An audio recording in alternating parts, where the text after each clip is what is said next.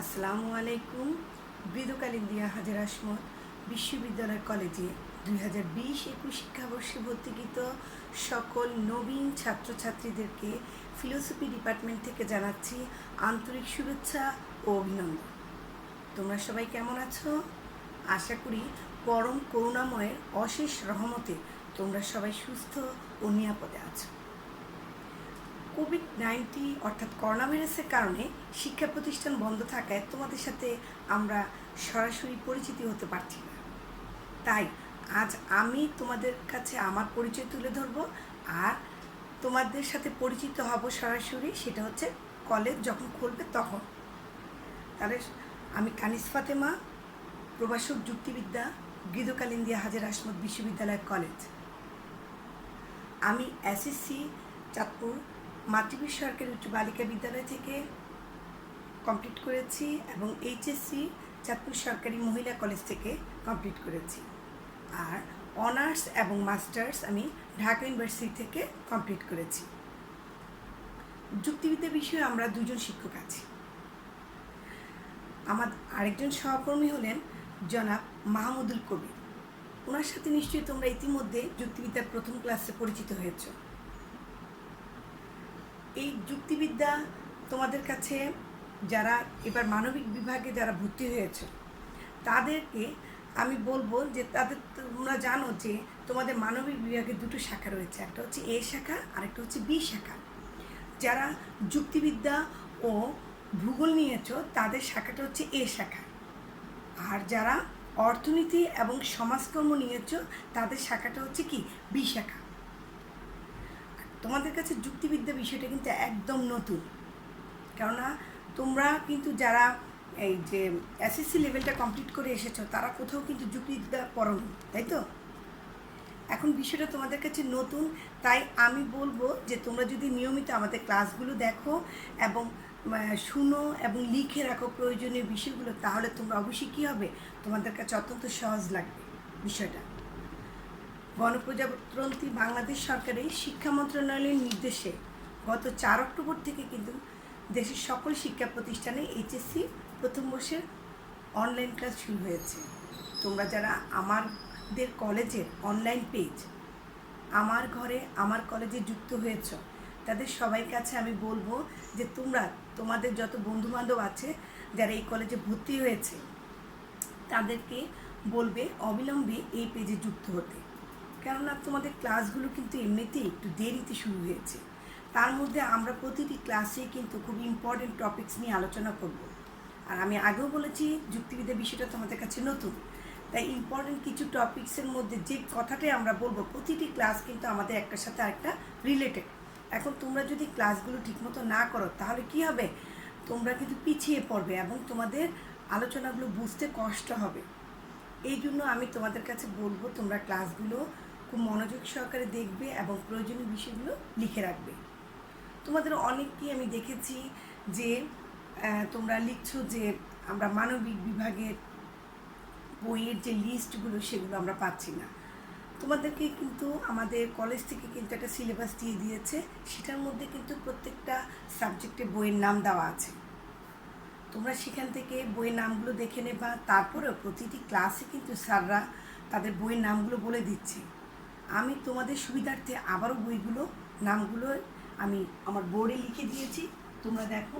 যে যুক্তিবিদ্যা প্রথম পত্র, অধ্যাপক ফৌজিয়া লেকচার পাবলিকেশনস। আবার আরেকটা বইয়ের নাম হচ্ছে যুক্তিবিদ্যা প্রথম পত্র, ডক্টর মোহাম্মদ শওকত হোসেন এবং কাজী শোয়েবুর রহমান, এটা হচ্ছে অক্ষরপত্র প্রকাশনী।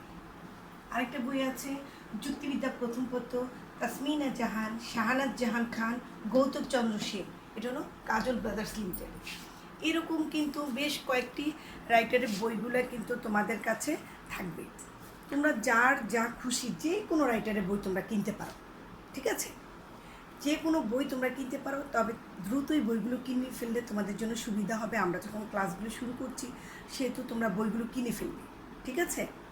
এবার আসো, যুক্তিবিদ্যার পরীক্ষায় কিন্তু যে পরীক্ষাটা হবে সেটা 100 নম্বরের পরীক্ষা। পরীক্ষা একটা মানবন্টন আমি তোমাদেরকে বলে দিচ্ছি, যেহেতু সাবজেক্টের বিষয় জেনেছো, বইয়ের নাম জেনেছো, এবার একটু মানবন্টনটা দেখো।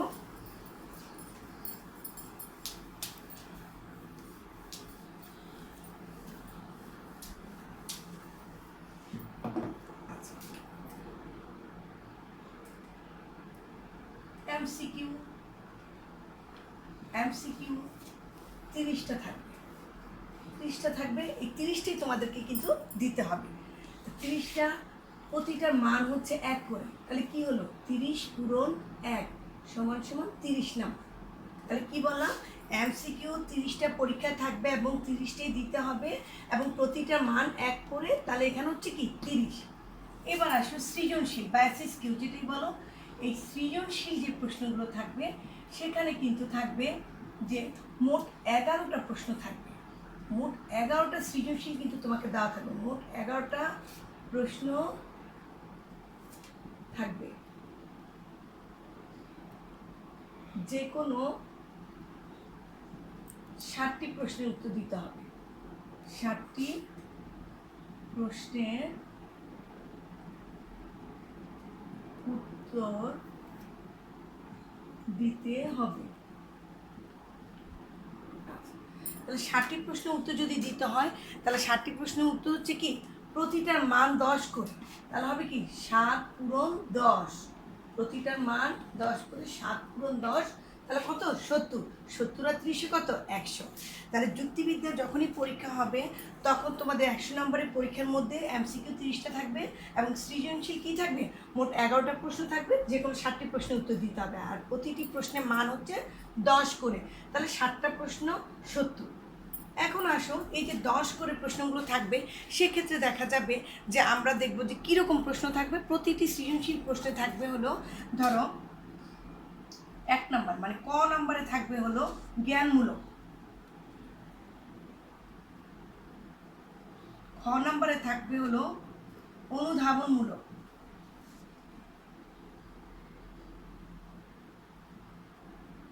গ নাম্বারে থাকবে হচ্ছে প্রয়োগমূলক,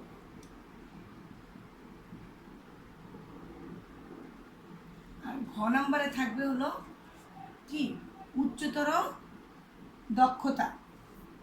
তোমরা এসএসসি তো কিন্তু এই বিষয়গুলো জেনে আসছো, তারপরেও আমি বিষয়টা মান বন্টনটা তোমাদেরকে জানিয়ে দিচ্ছি। জ্ঞানমূলক প্রশ্নে থাকবে কত নম্বর 1, অনুধাবনে 2, প্রয়োগমূলে 3, উচ্চতর দক্ষতায় 4, তাহলে মোট কত 10। তাহলে প্রতিটি প্রশ্নের মান এরকম 10 নাম্বার করে প্রতিটি প্রশ্নের মান থাকবে 10 আর 60টা প্রশ্নের উত্তর দিতে হবে কি 70, তাই তো?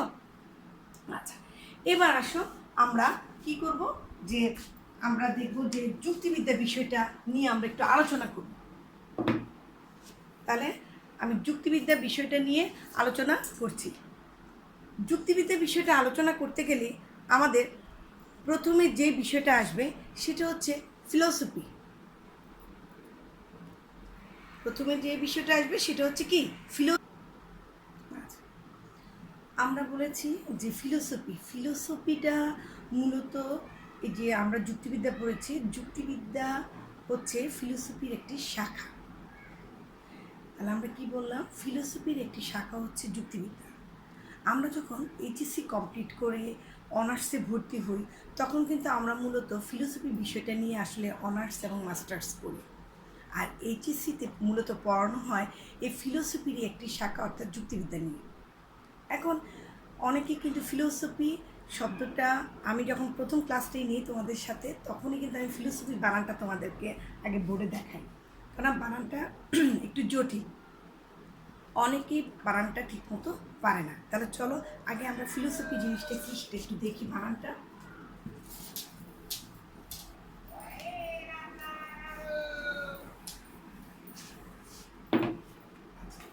আমরা তাহলে কি দেখলাম যে ফিলোসফি, ফিলোসফি। আচ্ছা, তাহলে এই ফিলোসফি শব্দের অর্থ হচ্ছে দর্শন। এই দর্শনের একটি শাখা হচ্ছে মূলত কি যুক্তিবিদ্যা। তাহলে দর্শনের একটি শাখা হচ্ছে মূলত যুক্তিবিদ্যা।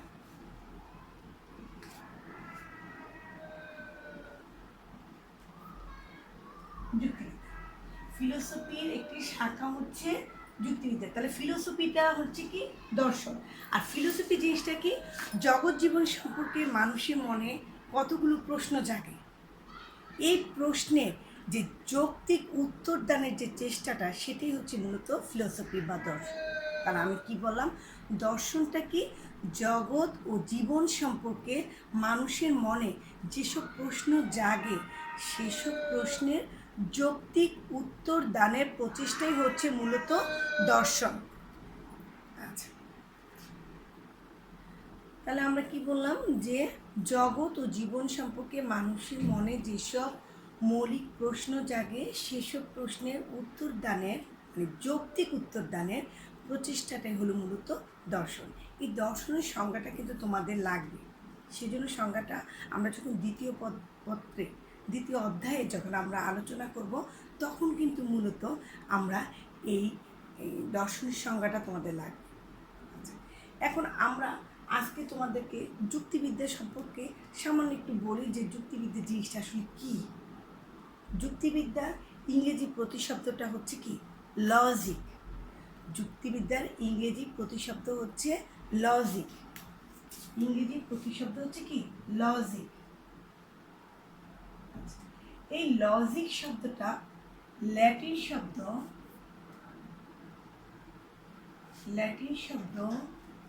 লজিকা এবং গ্রিক শব্দ লজিকি থেকে এসেছে। তাহলে আমরা কি বললাম, যে লজিক শব্দটা এসেছে ল্যাটিন শব্দ লজিকা থেকে এবং গ্রিক শব্দ লজিকি থেকে।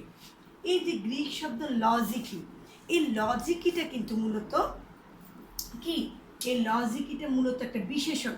আমরা কিন্তু দেখেছি যে তোমরা যখন বাংলাতে পড়েছো, বাংলাতে কিন্তু ব্যাকরণের দিক থেকে দেখা গেছে যে আমরা বিশেষ্য পড়েছি, বিশেষণ পড়েছি, সর্বনাম, অব্যয়, ক্রিয়া।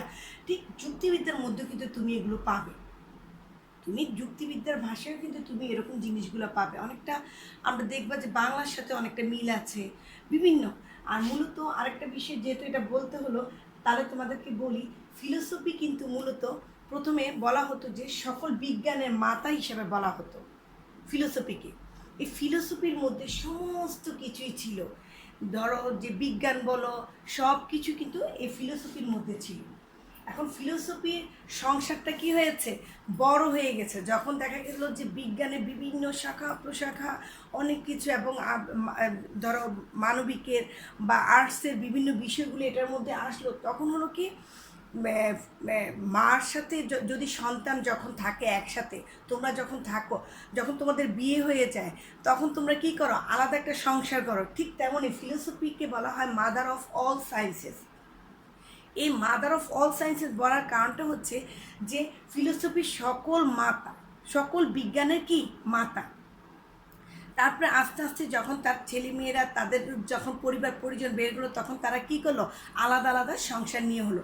ঠিক সেরকমই ফিলোসফির মধ্যে আগে সকল বিজ্ঞান ছিল, আস্তে আস্তে সকল বিজ্ঞান আলাদা হয়ে গেল এবং ফিলোসফিটা দেখা গেল যে আলাদাভাবে চলে আসলো। এই জন্য ফিলোসফি আলোচনা করতে গেলে আমরা যখন দ্বিতীয় অধ্যায় নিয়ে আলোচনা করব, তখন তোমরা দেখবা যে ফিলোসফির সাথে নীতিবিদ্যার, ফিলোসফির সাথে কম্পিউটারের, ফিলোসফির সাথে গণিতের, ফিলোসফির সাথে যে ব্যবসায়িক বিষয়গুলোর, এগুলোর কিন্তু একটা ওতপ্রোত সম্পর্ক জড়িত আছে এই ফিলোসফির সাথে। সেটা তোমরা দ্বিতীয় অধ্যায়ে যখন পড়বা, যুক্তিবিদ্যা তখন পড়বা, তখন কিন্তু তোমরা জানতে পারবা। তবে বিষয়টা এখন আর বলছি না, তবে আমি যে বিষয়টা নিয়ে আলোচনা করতেছিলাম সেটা হচ্ছে যুক্তিবিদ্যার ইংরেজি প্রতিশব্দ হচ্ছে কি, লজিক। এটা হলো ইংরেজি প্রতিশব্দ লজিক। যুক্তিবিদ্যাকে ইংরেজিতে বলা হবে কি, লজিক। এই লজিক শব্দটি দুটো শব্দ থেকে এসেছে, একটা হচ্ছে ল্যাটিন শব্দ লজিকা থেকে, আর একটা হচ্ছে গ্রিক শব্দ লজিকি থেকে। আচ্ছা, এই গ্রিক শব্দ লজিকি থেকে যে আসলো, তাহলে কি বললাম, এই গ্রিক শব্দ লজিকিটা হলো একটা বিশেষণ। লজিকিটা হলো বিশেষণ। এটা হচ্ছে কিসের বিশেষণ, গ্রিক ব্যাকরণের বিশেষণ হচ্ছে লজিকি। তাহলে বিশেষ্য কি হবে, স্বাভাবিকভাবে প্রশ্ন আসে, বিশেষ্যটা হচ্ছে লগোস। তাহলে বিশেষ্যটা কি হবে, লগোস।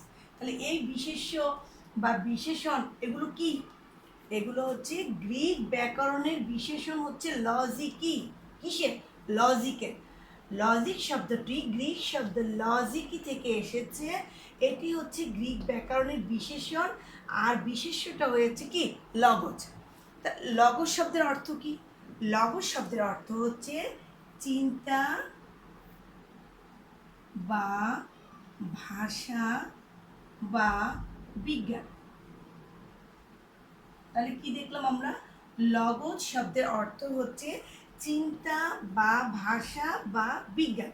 আবার একটু বলি আমি বিষয়টা তোমাদের কাছে, যেহেতু বিষয়টা নতুন। যুক্তিবিদ্যার ইংরেজি প্রতিশব্দ হচ্ছে কি? লজিক। এই লজিক শব্দটি ল্যাটিন শব্দ লজিকা এবং গ্রিক শব্দ লজিকি থেকে এসেছে। তাহলে এই লজিকি শব্দটা কি বলেছি? এটা হচ্ছে বিশেষণ। লজিকি শব্দটা হচ্ছে বিশেষণ, আর এই লজিকি বিশেষ্য কি হবে? লগস। তাহলে আমরা যদি বইয়ে বা আমরা যদি লিখতে যাই, তাহলে আমরা এইভাবে লিখতে পারি। আমি তোমাদের ডিটেইলি আলোচনা করলাম এই কারণে যে বিষয়টা কোথা থেকে এসেছে অনেকের কিউরিসিটি থাকতে পারে, এই জন্য বিষয়টাকে ডিটেইলি আমি আলোচনা করেছি। তাহলে এখন দেখো, তাহলে তোমরা যখন লিখবে তখন লিখবে যে যুক্তিবিদ্যার ইংরেজি প্রতিশব্দ হচ্ছে কি? লজিক।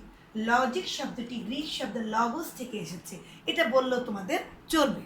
তোমাকে এভাবে না বললেও চলবে। আর যে মনে করো একটু ভালো করতে চাও, ভালো নাম্বার পেতে চাও, সেগুলো বিশ্লেষণ করে দিতে পারো। তাহলে গ্রিক শব্দ লগস থেকে কি এসেছে? এই লজিক শব্দটি এসেছে। আর এই লগস শব্দের অর্থ হচ্ছে কি? চিন্তা, ভাষা বা বিজ্ঞান। এখন আসো যে আমি কিন্তু কয়টা অর্থ বলেছি? তিনটা অর্থ। একটা চিন্তা, আর একটা ভাষা, আর একটা কি? বিজ্ঞান। চিন্তা, ভাষা বা বিজ্ঞান।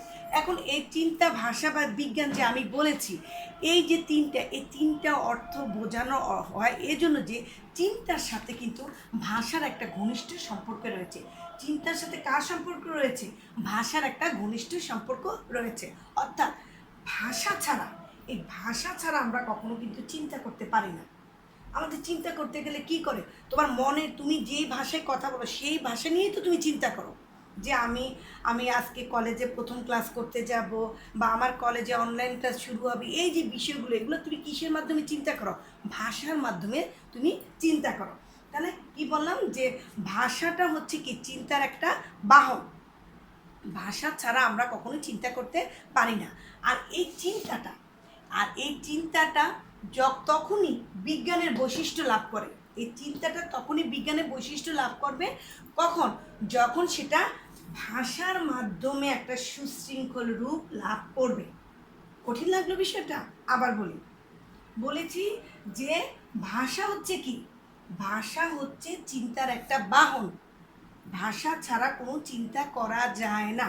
তাহলে আমি ভাষাও আলোচনা করলাম, চিন্তা আলোচনা করলাম। এবারে যে বিজ্ঞান রয়ে গেল না, এখন বিজ্ঞানটাকে আমি কিভাবে বলবো? আমি বলবো এভাবে যে চিন্তা তখনই বিজ্ঞানের বৈশিষ্ট্য হয়। চিন্তা তখনই বিজ্ঞানের বৈশিষ্ট্য হয়, অর্জন করে যখন তা ভাষার মাধ্যমে। তাহলে চিন্তা তখনই বিজ্ঞানের বৈশিষ্ট্য অর্জন করে যখন সেটা কি হয়?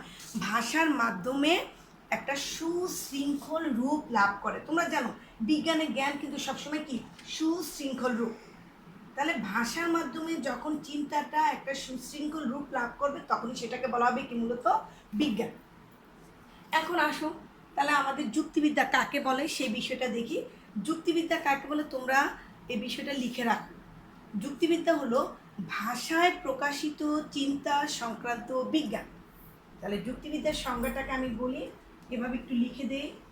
তোমরা যারা কাগজ কলম নিয়ে বসেছ তারা লিখে নাও। ভাষায়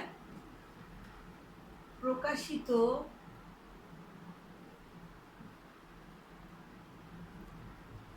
চিন্তা সংক্রান্ত বিজ্ঞানকে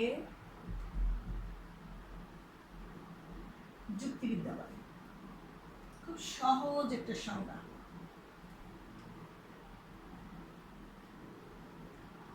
ভাষায় প্রকাশিত চিন্তা সংক্রান্ত বিজ্ঞানকে বলা হয় কি? যুক্তিবিদ্যা। এই বিষয়টা কিন্তু লিখে রাখবা, এবং যখন তোমাদের প্রশ্ন আসবে যুক্তিবিদ্যা কাকে বলে, তুমি যদি এটা লিখে দাও তাহলে কি 1 নাম্বার পেয়ে গেলা। তাহলে এখনই তোমরা লিখে নাও, ভাষায় প্রকাশিত চিন্তা সংক্রান্ত বিজ্ঞানকে বলা হয় যুক্তিবিদ্যা। এছাড়াও এই যে আমি বলেছিলাম যুক্তিবিদ্যার ইংরেজি প্রতিশব্দ কি? এটাও কিন্তু এমসিকিউতে আসে। যুক্তিবিদ্যার ইংরেজি প্রতিশব্দ হচ্ছে কি? লজিক। আর লজিক শব্দটি এসেছে গ্রিক শব্দ কোথা থেকে?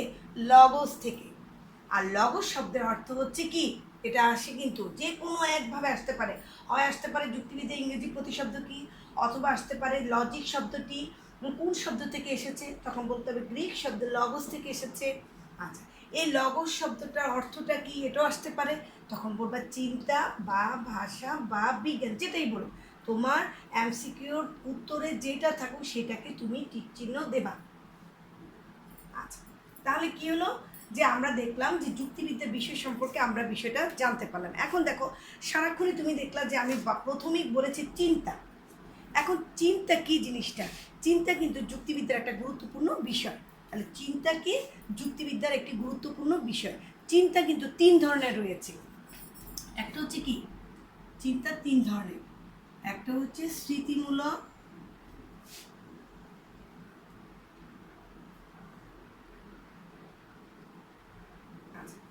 আরেকটা রয়েছে কি স্মৃতিমূলক আমরা বলেছি, আরেকটা হচ্ছে কল্পনামূলক।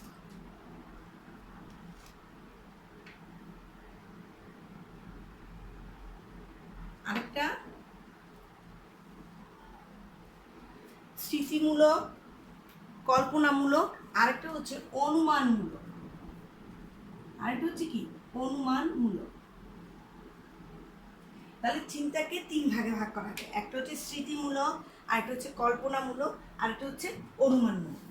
এখন আসো আমি একটা উদাহরণ দিচ্ছি এবং উদাহরণের সাহায্যে এই বিষয়গুলো তোমাদের কাছে একটু স্পষ্ট করে তুলে ধরি। যেমন সত্যজিৎ রায়ের নাম তোমরা শুনেছ, উনি একজন ঔপন্যাসিক এবং একজন চলচ্চিত্র নির্মাতা। ওনার একটা ছবি ধরা আছে কাঞ্চনজঙ্ঘা। সে ছবিটি দেখলা তুমি, দেখার পর অথবা সত্যজিৎ রায়ের ছবি যে দেখলা সেটা না, অন্য যে কোনো ছবি তুমি দেখলা, ছবি দেখার পর কিন্তু একসময় দেখবা যে তুমি একা বসে আছো, তোমার মনে মনে একটা ওই ছবিরই কিছু দৃশ্য ভেসে উঠলো।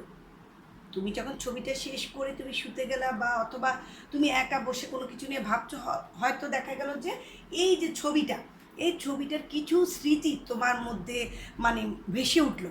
এটাই হলো মূলত স্মৃতি। এই যে ছবিটার যে কিছু দৃশ্য তোমার মনে ভেসে উঠলো সেটাই মূলত কি স্মৃতি। তাহলে কি করলে তুমি চিন্তা করলা, তুমি কি নিয়ে চিন্তা করলা, তুমি যে কোনো একটা ছবি দেখলা বা সত্যজিৎ রায়ের কাঞ্চনজঙ্ঘা ছবিটাই দেখলা বা যে ছবি দেখো না কেন, তোমার মনস্পটে ভেসে উঠলো একটা স্মৃতি, এই ভেসে উঠলো একটা দৃশ্য, এই দৃশ্যটি হলো মূলত কি স্মৃতি। তাহলে স্মৃতি বিষয়টা বুঝতে পারলা। স্মৃতি কোনগুলা? যেগুলো তুমি মনে মনে তোমার হঠাৎ করে মাঝে মধ্যে পুরানো কোনো কিছু যদি তোমার মধ্যে ভেসে উঠে মনে পড়ে যায়, তখন সেটা হলো কি স্মৃতি। আচ্ছা, যেমন তুমি এমন হতে পারে তুমি কলেজে প্রথম করতে আসছো, ভর্তি হতে আসছো, তখন হয়তো বা তোমার মনে পড়েছে তুমি যখন হাই স্কুলে ভর্তি হয়েছ তখন তোমার কীরকম অনুভূতি হয়েছে সেটাও তোমার মনে পড়তে পারে। এটাই হলো মূলত স্মৃতি। এরপর আসো কল্পনামূলক। কল্পনা জিনিসটা কি? যেমন কল্পনা হচ্ছে যেমন একটা ছবি দেখলা, ছবি দেখার পর বা তোমার মনে হতে পারে যে আমি যদি একটা চলচ্চিত্র নির্মাণ করতে পারি বা আমি যদি ওই স্যারের মতো হতে পারি, এরকম যে একটা চিন্তা, এই জিনিসটা হচ্ছে মূলত কি কল্পনা। তুমি কল্পনায় করলাম যে আমি যদি এরকম একটা ছবি তৈরি করতে পারতাম, অথবা কোনো অনেক সময় দেখা যায় অনেক টিচারের কিন্তু পড়াশোনার ধরনটা তোমার কাছে অনেক ভালো লেগে যায়, তখন কিন্তু মনে হয় যে আমি যদি এরকম একজন টিচার হতে পারতাম, আমি যদি এভাবে পড়াতে পারতাম। এই যে মনে হওয়াটা, এটাই হচ্ছে মূলত কি কল্পনা। তাহলে কি বললাম আমি, যে কল্পনা হচ্ছে যে তুমি যদি এটা হতে পারতে, আমি একটা চলচ্চিত্র নির্মাণ করতে পারবো, এইটা হলো এই জিনিসটা করাটা হচ্ছে মূলত কি কল্পনা। আচ্ছা, এরপরে হচ্ছে যে অনুমান। অনুমানটা কি? তুমি একটা অনুমান করলা, আমি যে চলচ্চিত্র নির্মাতা হতে চাই, আমি যে চলচ্চিত্র একটা নির্মাণ করব, তাহলে আমি কিভাবে নির্মাণ করব? তাহলে তো দেখা যায় আমার এটার বিষয়ে অনেক কিছু পড়াশোনা করতে হবে। অথবা আমি যদি এই স্যারের মতো হতে চাই, তাহলে স্যার কীভাবে, স্যারের যে এত বিষয় জানে সেই বিষয়গুলো সম্পর্কে আমাকে জানতে হবে। এই যে বিষয়টা যে আমি যদি চলচ্চিত্র নির্মাণ করতে চাই, তাহলে চলচ্চিত্র শিল্পের উপর আমাকে পড়াশোনা করতে হবে। অথবা আমি যদি ইঞ্জিনিয়ার হতে চাই, আমাকে ইঞ্জিনিয়ারিং অনেক পড়াশোনা করে আমাকে ভর্তি পরীক্ষায় কী করতে হবে, টিকতে হবে। তাহলে অথবা আমি যদি ইউনিভার্সিটিতে ভর্তি হতে চাই, যেহেতু তোমরা আর্টসের স্টুডেন্ট, সেখানে ইঞ্জিনিয়ার হওয়ার কথাই নেই, সেখানে কী হবে যে তোমরা ইউনিভার্সিটিতে ভর্তি হওয়ার ব্যাপারটা আসবে, যে আমি যেমন ইউনিভার্সিটিতে ভর্তি হতে চাই, তাহলে কী করতে হবে, আমাকে বেশি বেশি করে পড়াশোনা করতে হবে। এটাই হলো মূলত কি অনুমান। যে আমি অনুমান করেছি যে আমি যদি ভালো করে পড়াশোনা করি তাহলে আমি কী হবে, ইউনিভার্সিটিতে ভর্তি হতে পারবো, ভালো ভালো একটা রেজাল্ট যদি করি। তাহলে এটি হচ্ছে কি মূলত অনুমানমূলক। তাহলে দেখা যাচ্ছে কি, দেখো স্মৃতিমূলক বিষয়টা সাধারণত অতীতের সাথে জড়িত। স্মৃতিমূলক বিষয়টা হচ্ছে কি অতীতের সাথে জড়িত। আর কল্পনা হলো কি, আমি কি হতে চাই, চলচ্চিত্র নির্মাতা, অথবা আমি বড় শিক্ষক হতে চাই, এগুলো হচ্ছে মানুষের কি কল্পনা। এই কল্পনাটা কিসের সাথে জড়িত, ভবিষ্যতের সাথে জড়িত। আর এই অনুমানটা কিসের সাথে জড়িত, অনুমান কিন্তু এই অনুমানটা সবসময় অতীতে থাকবে, তারপরে বর্তমান থাকবে, তারপরে কি থাকবে, ভবিষ্যৎ থাকবে। তাহলে বিষয়টাকে ক্লিয়ার করতে পারলাম যে চিন্তা তিনটা ভাষা, একটা স্মৃতিমূলক, একটা কল্পনামূলক, একটা অনুমানমূলক। স্মৃতিমূলকটা অতীতের সাথে জড়িত, কল্পনামূলকটা ভবিষ্যতের সাথে জড়িত, আর অনুমানমূলকটা অতীত, বর্তমান, ভবিষ্যৎ তিনটার সাথে জড়িত। তাহলে আজকে যেহেতু আমার প্রথম ক্লাস, সেহেতু ক্লাসটা আমি এখানে আজকে তোমাদের শেষ করছি। সামনের ক্লাসে আমরা বিভিন্ন চ্যাপ্টার নিয়ে আলোচনা করব, স্যার করবে, আমি করব। তোমাদের কোনো সমস্যা থাকলে তোমরা অবশ্যই আমাদের সাথে শেয়ার করবে সেই বিষয়টি। এই আশাবাদ ব্যক্ত রেখে তোমাদের সুস্থ এবং নিরাপদে থাকো, এই বিষয়টি আশা রেখে আজকে ক্লাসটি এখানে শেষ করছি। আল্লাহ হাফেজ।